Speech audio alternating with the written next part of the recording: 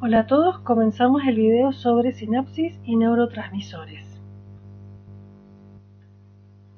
Como podemos ver, pertenece también al módulo 1, pero es el tema 3, sinapsis y receptores y señalización celular. Bueno, en esta diapositiva lo que podemos ver es cómo le llega la señal a una neurona. Acá tenemos una neurona que tiene contactos sinápticos de otras neuronas. El punto de contacto para hacer una sinapsis no es solamente entre axón dendritas. Pueden ser entre el axón y el soma de la neurona, como lo podemos ver acá. Es un axón, su botón sináptico, que hace contacto con el soma de la neurona, como tenemos también aquí. También puede ser axón dendrita, suponiendo que esto es una dendrita, también hace contacto. Pueden ser axón axónica, axones con axones, o también con una espina dendrítica, que es como una pequeña prolongación que tienen las dendritas. Es decir, que en cualquier punto de la célula puede hacerse o llevarse a cabo una sinapsis.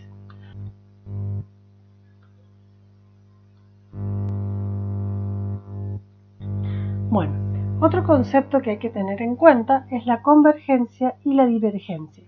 Convergencia es cuando muchas neuronas convergen, llegan y hacen sinapsis con una neurona. Eso permite que muchas neuronas se pongan en contacto con una. Y esta misma neurona puede, a través de su axón, emitir distintos botones sinápticos que se contactan con otras neuronas.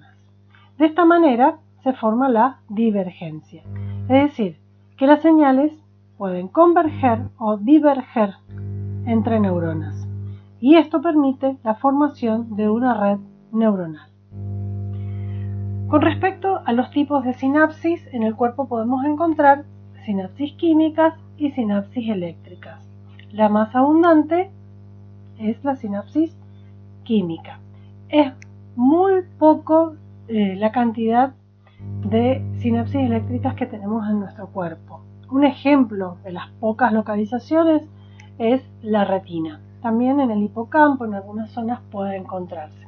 Son más abundantes en el embrión, pero después en el adulto no hay gran distribución de ellas. Así que el modelo típico de una sinapsis es de la sinapsis química.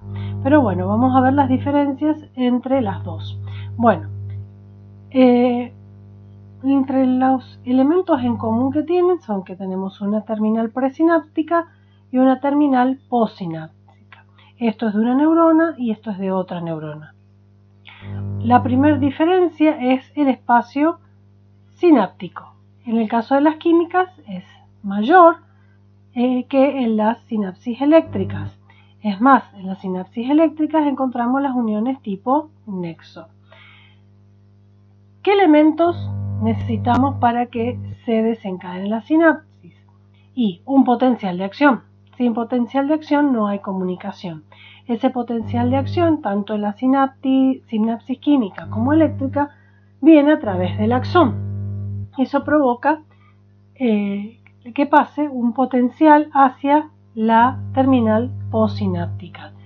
En las terminales postsinápticas se producen los potenciales postsinápticos, ya sea estimulatorios como inhibitorios, lo que nosotros vimos en tejido excitable como potenciales degradados. Es decir, que el potencial de acción viaja por un axón nada más, y en los casos de los potenciales degradados, en cualquier punto que pueda hacer contacto un botón sináptico. Por eso se habla de terminal postsináptica, tanto en la sinapsis química como eléctrica.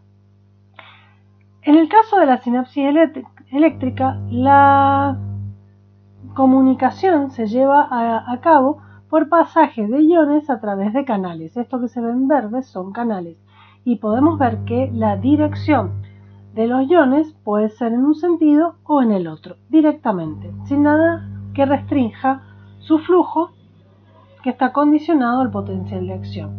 Pero en el caso de la sinapsis química, ese potencial de acción no puede provocar el movimiento de iones de un lado a otro. Recuerden que los potenciales están relacionados con movimientos de iones como sodio, potasio. Bien, para esto el mediador es un neurotransmisor que se libera en la terminal presináptica. Para que se pueda liberar, el potencial que viene a lo largo de la membrana del axón provoca el ingreso de calcio al botón sináptico. Entonces, los neurotransmisores que se encuentran almacenados en vesículas se liberan al espacio presináptico, el espacio sináptico. Esto hace que estos neurotransmisores se unan a receptores que se encuentran en la terminal posináptica, que pueden ser de tipo ionotrópicos o metabotrópicos. De cualquier manera, el neurotransmisor nunca ingresa al terminal posináptico. Lo único que hace un neurotransmisor es hacer cambios en los receptores que permitan el ingreso de iones que van a provocar estos potenciales posinápticos en la terminal posináptica. Nunca entra un neurotransmisor a la terminal posináptica. Esto es muy importante. Solamente provocan el ingreso de ciertos iones en la terminal posináptica. Acá en la terminal eléctrica es muy sencillo porque directamente los iones son los que se movilizan en ambos sentidos. En este caso, en la sinapsis química, una vez que ingresó el ion, no va a volver a la terminal presináptica. Lo que puede modificarse es el neurotransmisor, que sí puede llegar a reciclarse en una sinapsis química, aunque existen otras modalidades también. Bueno, ¿y qué son estos neurotransmisores? ¿Sí? Vamos a ver que, bueno, primeramente, como ya dijimos, son liberados por botones terminales, o sea, por el botón sináptico. Su finalidad es transmitir información. Son captados por receptores que se ubican a corta distancia. Tenemos el espacio sináptico, que no es un espacio abismal, pero es una distancia. Como dijimos antes, producen potenciales postsinápticos. Pueden ser estimulatorios o inhibitorios, que se encuentran almacenados en vesículas sinápticas esperando que llegue el potencial de acción que permita su liberación. Aquí tenemos el ciclo de un neurotransmisor. Se sintetiza. ¿Dónde se sintetiza? En la sustancia de Nissl de las neuronas. La sustancia de Nissl es retículo endoplásmico rugoso. Son en la mayoría de naturaleza proteica. Entonces, una vez que estos son sintetizados, se almacenan en vesículas que son transportadas a través del citoesqueleto de la neurona hacia los botones sinápticos, a través del axón. Y ahí quedan almacenados hasta que a la neurona le llega un potencial postsináptico que viene de otra neurona, para que se desencadene un potencial de acción que va a generar la liberación de los neurotransmisores en el botón sináptico. Por eso tenemos la síntesis, el empaquetamiento y la liberación desde la presinapsis. Luego que se liberan, se fijan a receptores postsinápticos, pero estos no pueden ejercer su acción eternamente, por lo cual deben ser eliminados, ya sea por degradación o recaptación. Ya veremos con más detalle este punto. Bueno, dentro de las moléculas que generan señales, nosotros las generalizamos como neurotransmisores, pero también tenemos neuromoduladores y neurohormonas. El neurotransmisor es el que efectivamente hace una neurotransmisión, pero pueden haber otras moléculas que, si bien no son neurotransmisores, pueden modificar la actividad sináptica, por ejemplo, las endorfinas. Y después tenemos las neurohormonas, que también no tienen una actividad de neurotransmisor, pero sí pueden actuar sobre una sinapsis liberándose en un lugar diferente del sistema nervioso y llegar hasta el sitio de acción nerviosa. Por ejemplo, las catecolaminas. Catecolaminas, si no lo recuerdan, son, por ejemplo, la adrenalina, la noradrenalina, que no solamente se podían elaborar en el sistema nervioso autónomo, sino que también podían producirse en la glándula suprarrenal. La médula suprarrenal produce catecolaminas. De la médula suprarrenal pueden pasar a la circulación sanguínea y provocar cambios en el sistema nervioso. Por eso dicen que estas sí tienen actividad intrínseca, pero la desencadenan cuando llegan al punto donde tienen que actuar, no son liberadas por las neuronas. Con respecto a la naturaleza química, tenemos moléculas pequeñas o neuropéptidos. Siempre son moléculas muy chiquitas, no son grandes moléculas. Pueden ser, en el caso de las catecolaminas, como tenemos acá, que son aminas biógenas, también serotonina, histamina, la serotonina asociada a las hormonas de la felicidad, que le dicen, bueno, la serotonina y la histamina están en esos grupos. Aminoácidos como el ácido gamma-aminobutírico, abreviado como GABA, glicina, glutamato, aspartato, todos estos son derivados de aminoácidos o aminoácidos. La glicina, el glutamato y el aspartato son aminoácidos. Purinas, que las vimos en ácidos nucleicos, acetilcolina, que es derivado de lípidos.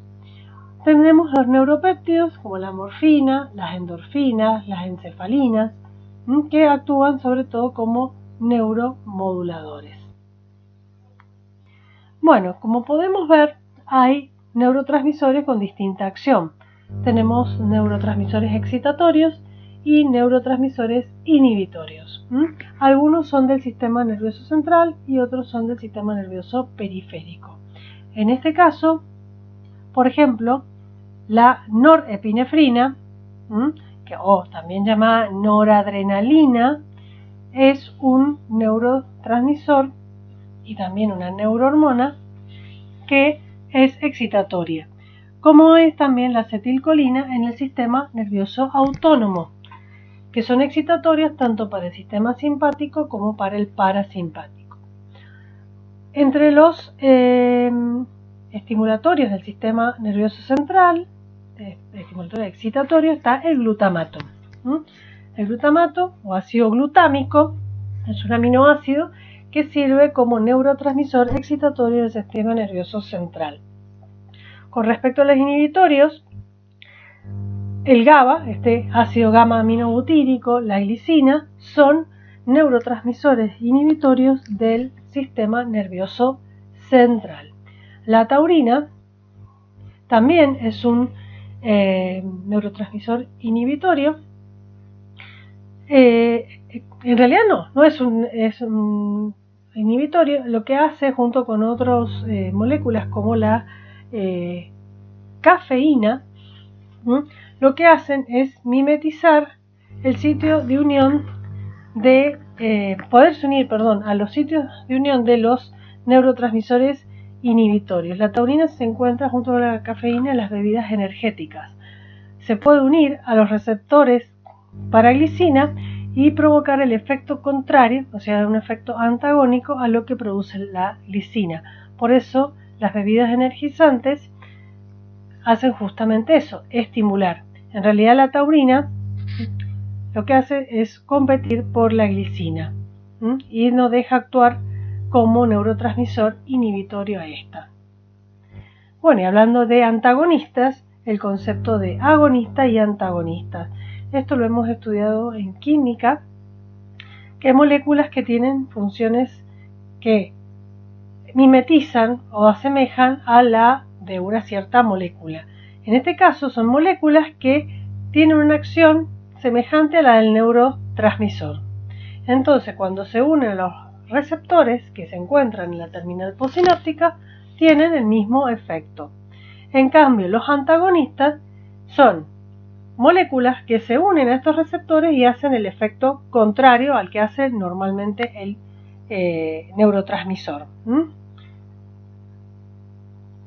Por ejemplo, la atropina, que es un relajante de la musculatura lisa, es un antagonista de la acetilcolina a nivel del músculo liso. Eso es un antagonista. Bueno, con respecto a la eliminación del neurotransmisor, como dijimos al principio, un neurotransmisor no puede ejercer su acción en forma eterna, eternamente. Entonces tiene que existir una manera de eliminarse. Puede entonces este neurotransmisor reciclarse y volverse a almacenar en la terminal presináptica, o pueden existir enzimas en el medio que provocan su degradación, y entonces ya no puede ser reconocida por los receptores. Y otro proceso puede ser por difusión, en lo cual por algún mecanismo son retirados del botón sináptico, en esta área del espacio sináptico es retirado, y de esa manera no se puede poner en contacto con los receptores. Con respecto a los receptores, podemos decir que tenemos los ionotrópicos y los metabotrópicos, como vimos antes. Los ionotrópicos, iono de iones, es porque existe un canal en el cual pasan los iones. El neurotransmisor se une a un sitio del canal y permite el ingreso de un ion. Por ejemplo, si hablamos de acetilcolina, la acetilcolina es un neurotransmisor. Se une al canal de sodio voltaje dependiente. Al estar unida la acetilcolina al receptor, abre el canal y permite que ingrese el sodio. Una vez que la acetilcolina terminó de hacer su acción, viene una enzima que se llama acetilcolinesterasa, rompe la molécula y el canal ya no puede permitir el ingreso de sodio. Entonces esto es un canal muy rápido, son veloces. Cuando la acción debe ser de esta característica, tenemos receptores de tipo ionotrópico. En el caso de los metabotrópicos, no es el canal el que recibe el neurotransmisor, sino que existe un receptor que capta el neurotransmisor. Dentro de la célula ocurre un mecanismo de transducción de señales por dentro de la célula que libera moléculas que se unen al canal para que éste se abra y ingrese el ion. Entonces podemos decir que son receptores un poco más lentos porque necesitan hacer todo este proceso químico que ocurre en la célula. Este, por ejemplo, es un metabotrópico acoplado a proteína G, donde se une el ligando, que sería el neurotransmisor, al receptor. Actúa una enzima que está por dentro de la membrana. Esto desencadena varias señales que abren el canal. Bueno, entonces pueden ser ionotrópicos y metabotrópicos.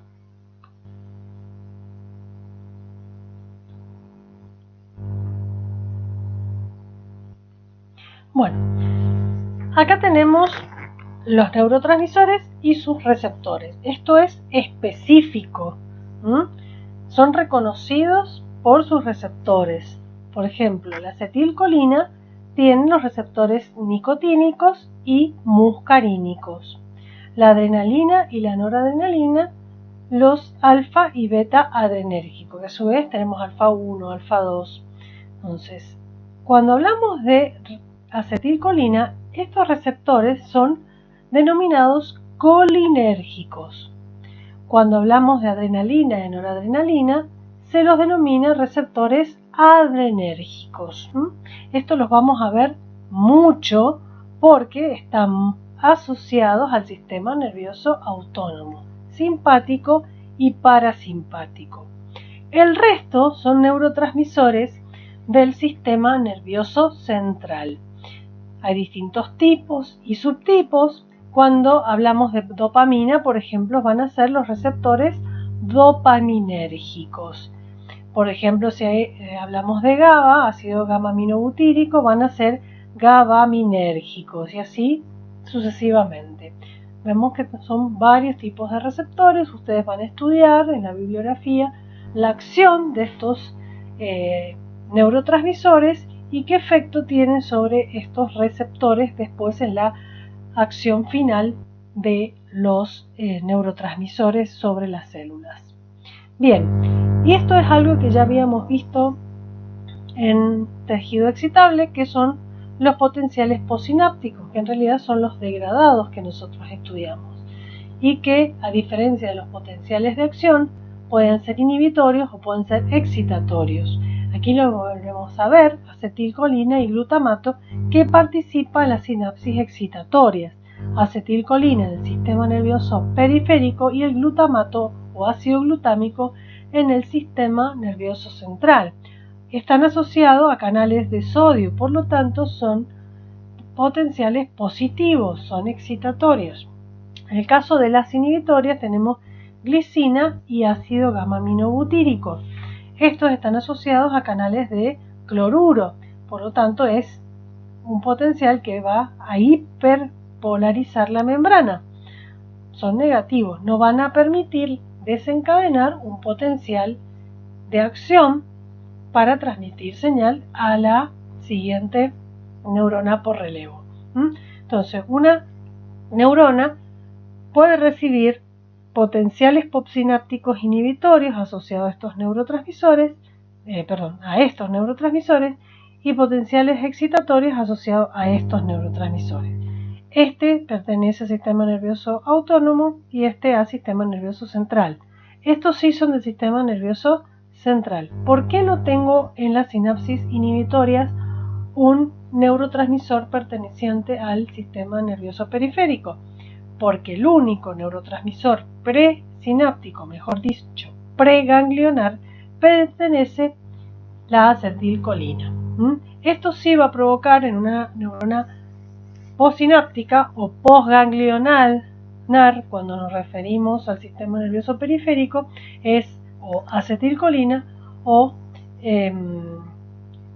noradrenalina y adrenalina.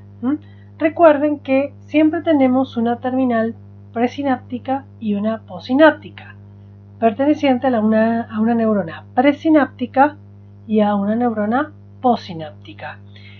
En el sistema nervioso periférico, a la neurona presináptica se la llama preganglionar y a la neurona postsináptica se la denomina neurona postganglionar, pero es solamente en el sistema nervioso periférico. Bueno, hasta aquí llegamos a la